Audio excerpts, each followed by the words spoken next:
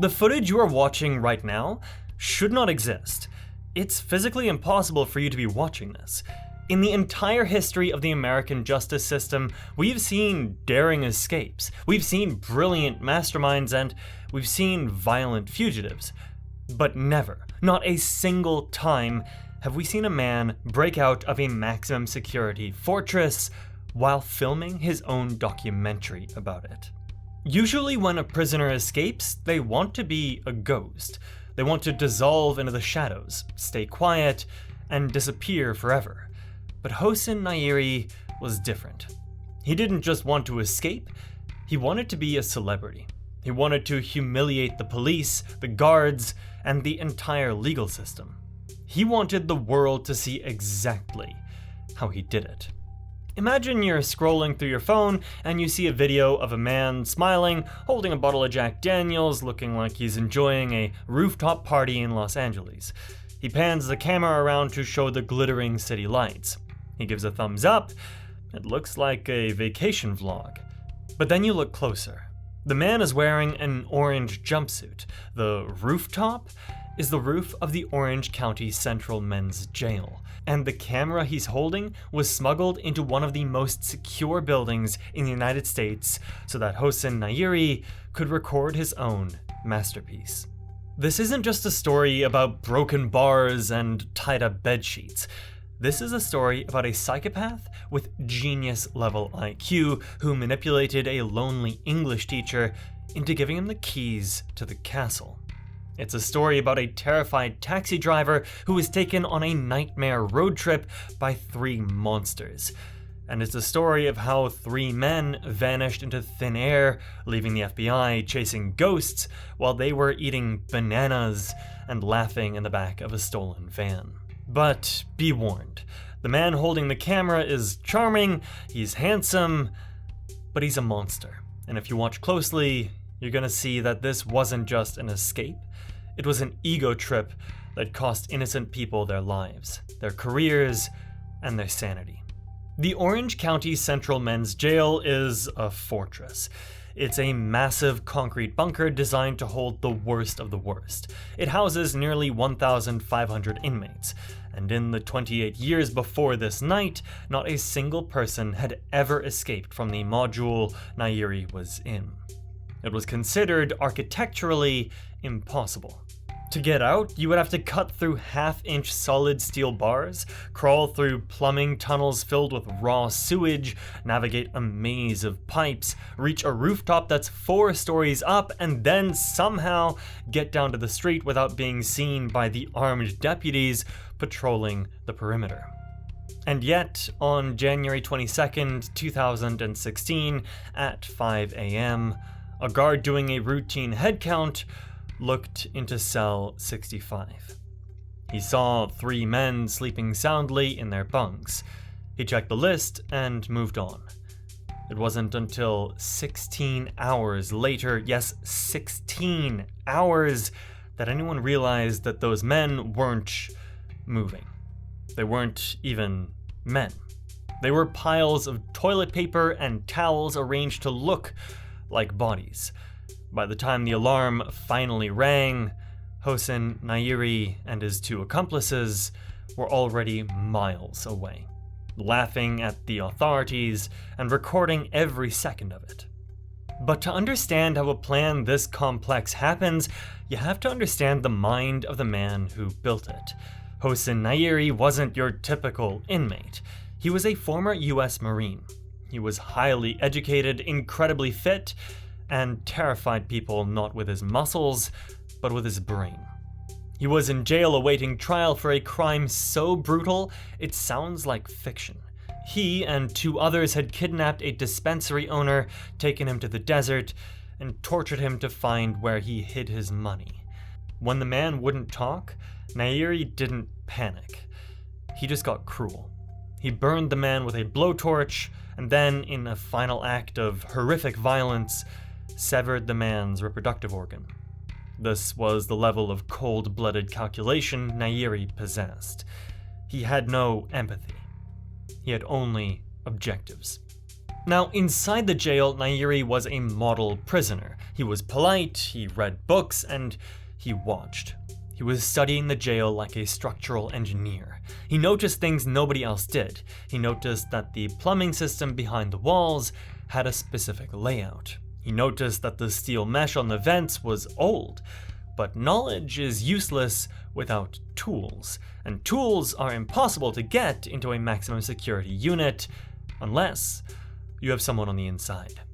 This is where the story turns from Prison Break into a psychological thriller. Enter Nusafarine Ravaji.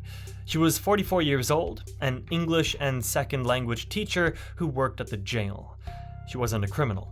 She was a normal woman, perhaps a bit lonely, perhaps looking for a purpose. When she met Nayeri in her class, she didn't see a monster. She saw a charming, intelligent, handsome man who spoke Farsi, her native language. Nayeri began his work on her immediately.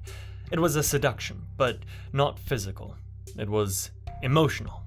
He wrote her letters, he told her she was special, he made her feel seen in a way nobody else did. He spun a story about how he was misunderstood, a victim of the system. Slowly, the teacher began to fall in love with the inmate. She started staying late after class just to talk to him, and then the requests started. Small things at first, a little extra food, a book, and then something strange. Nayeri asked her to look up aerial photos of the jail on Google Maps. Now, he told her he just wanted to see the outside world, to remember what freedom looked like. It was a lie. He needed to see the roof. He needed to know the layout of the ventilation system, and Ravaji, blinded by her affection for him, printed the maps. She brought them into the jail. She handed the blueprints of the prison directly to the man planning to break it.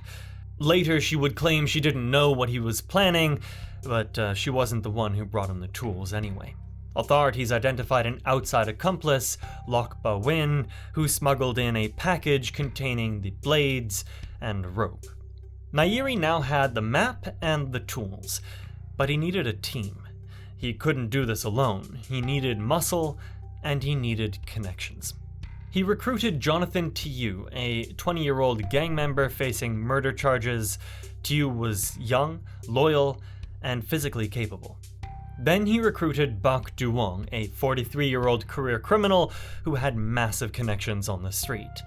Nayeri was the brain, Tiu was the muscle, and Duong was the ticket to disappearing once they were out. The preparation took weeks. This wasn't a spur-of-the-moment decision. Every night after lights out, the real work began. They moved a bunk bed in their cell to access a small metal vent cover on the wall. Behind that grate was the plumbing chase, a dark, narrow vertical shaft filled with pipes, but the grate was solid steel. They had a small, stolen blade. It wasn't a power tool. It was a tiny piece of jagged metal. For hours, they would take turns sawing at the thick steel bars of the vent. The sound of metal on metal is loud, and in a quiet jail tier, it should have been impossible to hide. But they were smart. They wrapped wet sheets around the bars to dampen the sound and catch the metal filings so that there would be no dust on the floor. They worked in shifts, one man sawing, two men watching the hallway for guards. When the morning came, they couldn't just leave a cut bar exposed. They used a mixture of toothpaste and toilet paper colored with dirt or ink to create a fake putty. They packed it into the cuts that they had made, smoothing it over so it looked like solid, rusted metal. When the guards walked by for their inspection, they looked right at the cut bars and saw nothing but a secure grate. By January 22nd, they were ready. The plan had to be executed perfectly. One mistake, one noise, and it was over. That night, after the 10 p.m. count, they made their move. They stuffed their beds with the dummies that they had crafted, lumps of clothes and towels under the blankets. From the doorway, it looked exactly like 3 men sleeping. They removed the cut vent cover, and Nayeri went first. He squeezed his body into the plumbing chase. It was tight, dark, and smelled of rust and sewage. They climbed up the pipes, hauling themselves floor by floor inside the walls of the jail. They reached the roof level, but they weren't outside yet. They were in a mechanical room. They had to cut through one more barrier, a thick steel grill leading to the roof. Finally, they felt the cold night air. They were on top of the jail, but they were 4 stories up. Jumping would mean death, and this is where the planning paid off. They had braided together bedsheets, dozens of them stolen over weeks, into a massive, high-strength rope. But they didn't just tie it and slide down. That would be too risky. They actually found a structural pipe on the roof to anchor the line. Nayeri filmed this. In the video, you can see the darkness, the lights of the city below. They really weren't panicked. They were efficient. One by one, they rappelled down the side of the building, 4 stories down to the ground. They landed in an unsecured area, cut through a final fence, and just walked away. Just like that, they were gone. For 16 hours, the jail staff operated as normal. They did head counts, they looked at the lumps in the beds, they marked all present. It wasn't until almost 9 p.m. that night that a deputy tried to wake Tiu for a scheduled shower and realized the inmate wouldn't move. He pulled back the blanket and found a pile of towels. The alarm sounded. The jail went into total lockdown, but it was too late. Nayeri, Tiu, and Duong had a massive head start. While the police were setting up roadblocks and releasing their photos to the news, the 3 escapees were already picked up by Loc Bawin. They had cash, they had civilian clothes, and they had a plan to move. But they needed a better vehicle. This brings us to the most terrifying chapter of the escape, the kidnapping of Long Ma. Long Ma was a 71-year-old taxi driver. He was a hardworking immigrant, just doing his job, trying to make a living. He received a call for a pickup. When he arrived, 3 men got into his cab. He didn't recognize them. He didn't know he had just picked up the most wanted men in California. At first, it seemed like a normal ride, but then Nayeri leaned forward. He showed Ma a gun. They didn't just want a ride. They wanted the car, and they wanted him. They took his phone, they took his keys, but they didn't kick him out. They kept him. For the next week, Long Ma became their hostage, their driver, and their prisoner. Imagine the terror of this old man. He's trapped in a small Honda Civic with 3 desperate criminals. He doesn't speak their language well.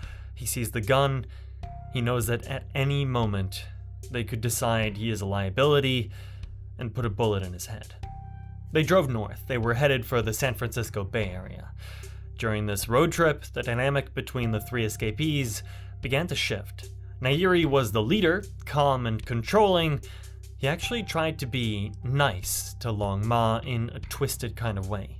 He bought the driver lunch. He told him, "We won't hurt you if you listen." It was the same manipulation he used on the teacher. He wanted to be seen as a gentleman bandit, not a thug. Bak Duong, however, was cracking. The pressure was getting to him. He was paranoid. He argued with Nayeri. He wanted to get rid of the taxi driver. He reportedly told Nayeri they should kill Long Ma and dump the body so there would be no witnesses. Can you imagine sitting in the driver's seat, hearing 2 men argue about whether or not to kill you right now? Long Ma lived in that state of terror for days. But Nayeri refused.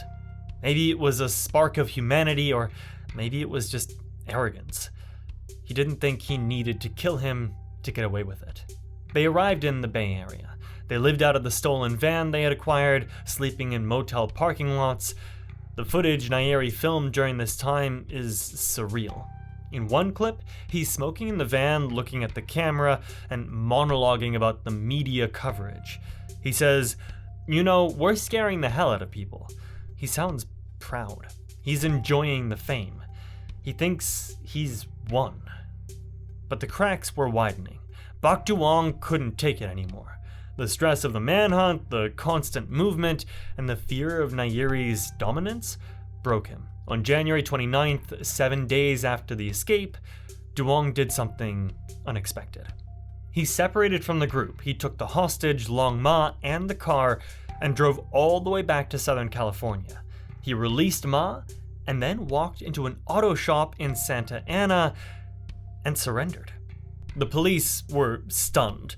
They had one of them now, but Nayeri, the dangerous one, the mastermind, was still out there.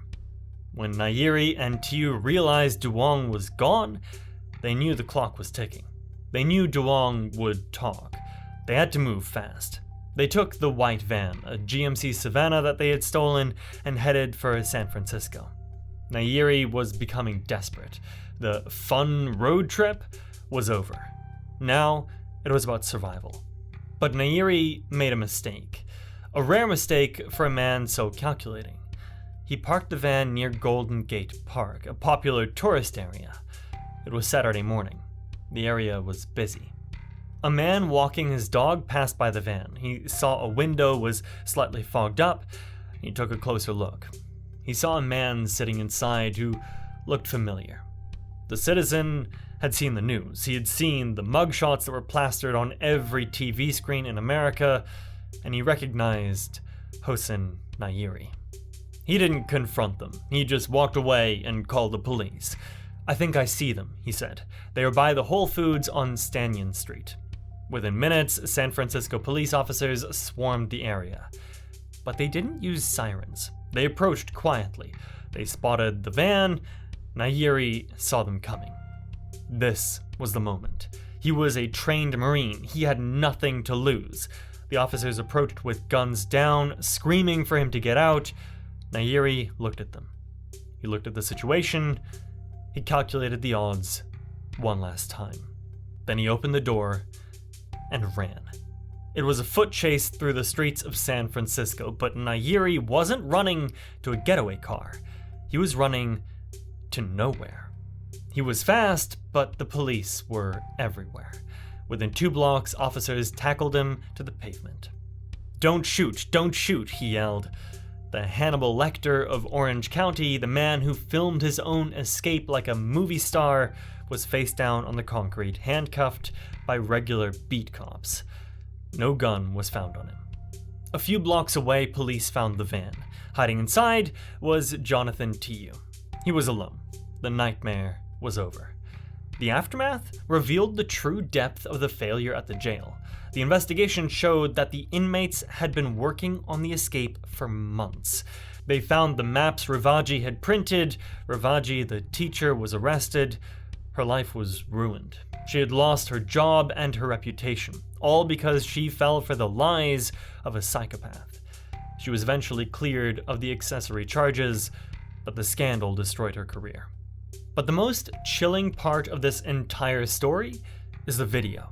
After they were captured, police found the phone Nayeri had used. They watched the footage. They saw the glee in his eyes, and they saw the moment on the roof, the moments in the van. In one final clip recovered from the phone, filmed while they were on the run, Nayeri looks into the lens, and he's not scared. He looks calm. He says, "We are enjoying every minute of it." He wasn't running from justice. He was performing. He wanted the world to know that he could outsmart the system. And for 8 days, he did. He exposed the flaws in a maximum security fortress. He manipulated the staff. And he vanished into thin air. For a while.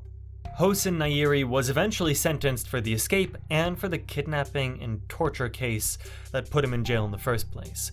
He received a sentence of life in prison without the possibility of parole. He will never walk free again, and he's never going to see the sky without bars again. But that phone, that grainy footage of him smiling in the back of a van, remains.